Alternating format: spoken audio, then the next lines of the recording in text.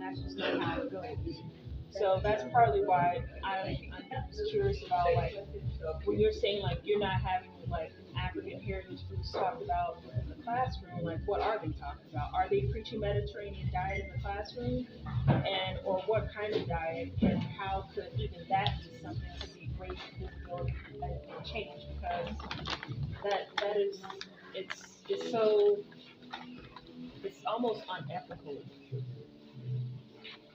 It's almost unethical. So what can be done and what do you think, especially through the association? I mean, there's so many issues you could champion, but you know, what is that one issue, you know, beyond financing nutrition education, changing the curriculum, being able to just have a voice and a seat at the table when doctors are basically making decisions on nutrition? Like, what is that one thing that could be accomplished next year that would be important? You know, even if it's a right to food, the food bill of rights, the 10-year-old's bags, like so many things. And if you had to pick one, what would you want to do? Okay, for me, I have two major issues. First, I think the food is one which is more important.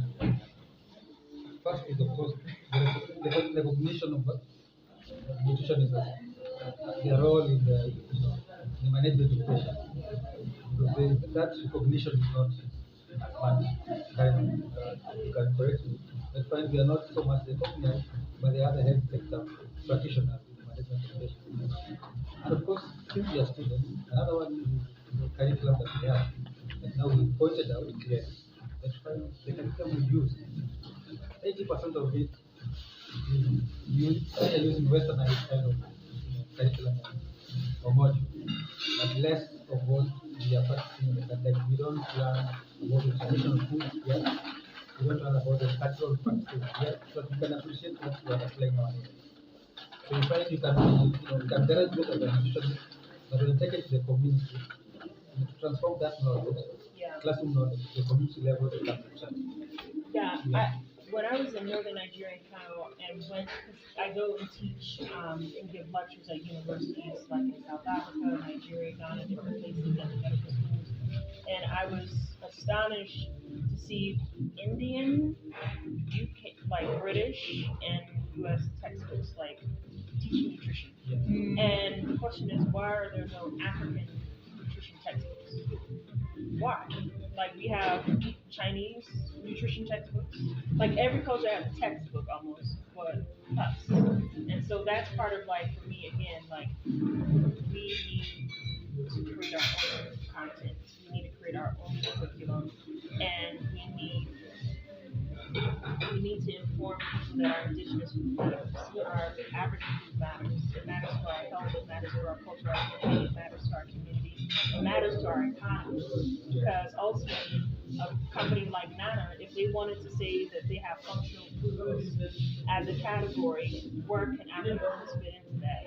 If we say food is medicine, how are we making sure that African foods are showing up as medicine? And that takes research investment dollars to show the data, and that data leads into policy and programs that ultimately help unlock opportunities in industry in order for new businesses to grow and start up. So that's why everything is connected. And so if we begin championing this idea of right African foods and medicine, that can be a rallying cry that a lot of people can get behind. I did a piece for Emerald magazine, I'll drop it in the WhatsApp, called African Heritage Diet as Medicine, How Black Food Can Heal the Community. That article brought dietitians and chefs and nutritionists together to write pieces and recipes to elevate our food culture. The One Two Digital Health Awards is going for a James Byrd Award next year.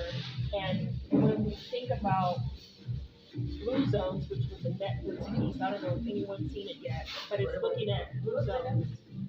Yeah, Blue Zones is basically looking at centenarians around the world, but guess what continent is missing? Africa.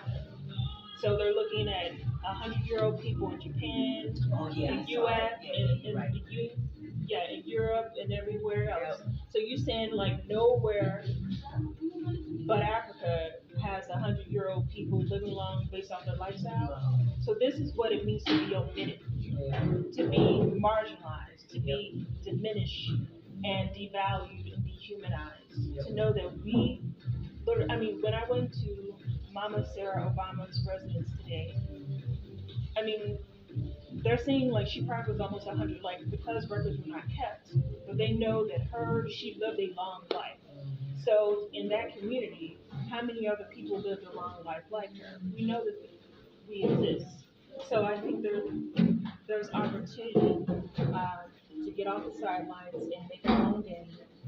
And what I say is like we can fight for the breadcrumbs today, or we can work together to build a breadcrumbs tomorrow. So everybody can eat. And I think that's part of the long game that we have to play.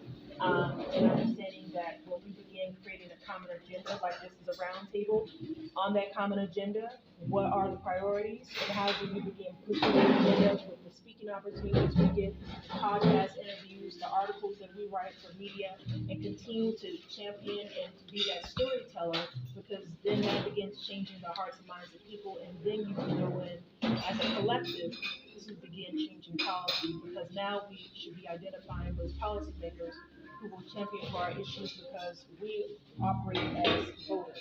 Now we're a voter bloc. And when you understand the power of your vote, and women understanding how much they make up of a voter bloc in the country, then it's just like, oh, we're not just talking lip service, like we're going to take it to the polls. And so that means if you have a politician who's running for office, how do you form a candidate forum just to talk about food and nutrition security?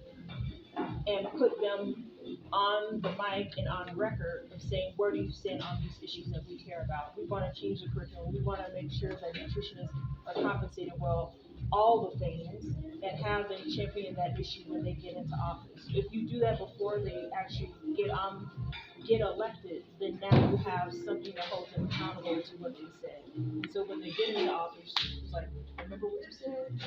All right, we need to deliver now, because our voters voted for you so you can deliver. And that's why it's important to understand the stakeholder that you're engaging, what do they want, and how do you give them what they want when they give you what you want. So if you want to be transactional, we can be transactional. And so now what's at stake when you don't do that, and hold them accountable and have consequences to it.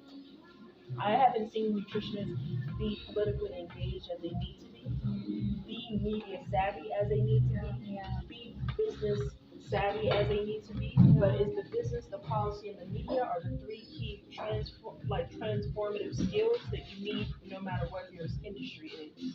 And I think when we understand that, that's the other part that's missing in the curriculum. Is how do you actually create a nutritional champion in the community? Are they requiring, or at least providing electives where you're taking communication classes, at least one, a policy class, a business class? If they're not, I highly recommend that you supplement and do that for yourself. Even if it's inside the university or outside online, something. You'll realize that when you're around other people who are thinking transformatively, disrupting systems, you bring that same skill set and energy into your field, and it'll make the difference and you'll stand out as a leader. And we need more leaders. We don't need no more people on the sidelines being spectators. So I know we had church today, but I want to close this off. We should have had prayer, but I know that y'all needed to eat too, so we didn't go there. But we will look forward to seeing y'all bright and early at 10 a.m. tomorrow.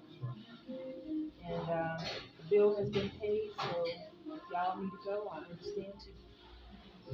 But it's been great to meet everyone. Thank you so much. Yeah. Yeah. I think you know, the second of yours, you're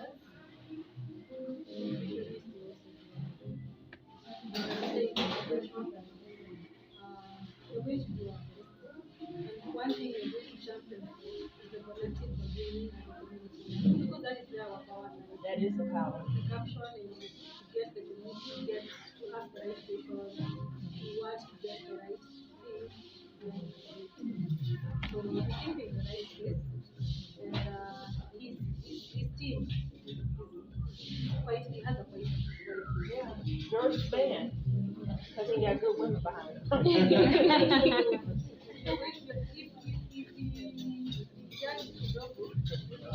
we push him to make sure that together, of course, together we make sure that things move. The nutrition has to move in this country, and such good communication. And I also understand that politics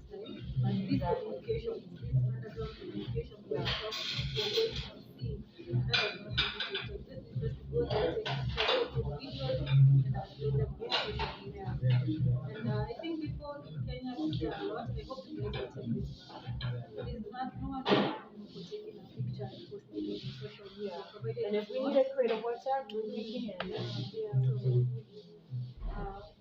People have fear in Kenya, they secure about I don't know why. Very conservative. Yeah. But we are going to break this barrier. The students, when you push them out, the students recently not so long ago, the students can disrupt you. They are well pushed. So I think we can harness that power and we also harness the professionals. And I was invited to University of Pretoria in South Africa with the same in October 2015 when they had the Feast and Fall movement. I was to give a lecture in nutrition. That did not go down. I met with faculty over lunch, and they were like, "Yeah, campus is in protest right now." And it was like, in the 70+ years, this has never happened. And so I wanted to see what they're talking about. I had came from Polokwane. I picked up a little bit of Afrikaans, so I used it to get my way inside that gate. And I just saw people strapped up like comrades, berets, the red shirts and everything. You had the law students out. They were giving healthy snacks, oranges, water. I was like, okay, proper food for the food fight. And they were out there just like in the amphitheater, just loud and proud. And it was just like, they're not taking it anymore. And it was that energy of young people that everyone knows they want to use young people for their benefit to make money and the labor force like they did in slavery. But the reality is, if you know your power as a collective and youthful energy, then you can use it in a way that you know can transform the country for the better and not to become tools to use. What they say, you cannot disrupt the house using the master's tools. So how do you create the tools for yourself to empower yourself? And so that's why your time is now. Everyone knows that Africa is in the spotlight. Food is everything. They're using it as a bread basket to feed themselves and ship food to their countries, but ultimately they cannot do that and leaving Africa starving again. Just cannot happen. Actually, when we are told that the media is so much populated with a lot of the rich and maybe sometimes they're not usually the best of things that we want to see. Maybe we can even populate it with what we are pushing for, with the agenda that we are pushing for. And I think like Push content, one day something can grow. yeah, Exactly. I want to get y'all information because we're going to be working with PLO for feeding Africa. And I think if I can, with this whole, whatever I can add to, I want to be able to add to it. So we're going into an MOU with PLO to feed Africa with Pan African Institution, SABA, and another organization out of Ethiopia as well. And then also with the project that we're working on with the estate with the club. We were given 50 acres of farmland from Luzegi to the chairman of the Mama. And so we need this education. I need to get involved in that one. Yeah, I know everybody. Everybody. And then we have our conference on the 30th, where we have our holistic wellness session, where I think you all need to be represented there so that you can tell even our guests, African Americans coming here, and we thinking that the food is just all organic and everything like that. And Patricia would be our WANDA representative. okay, good.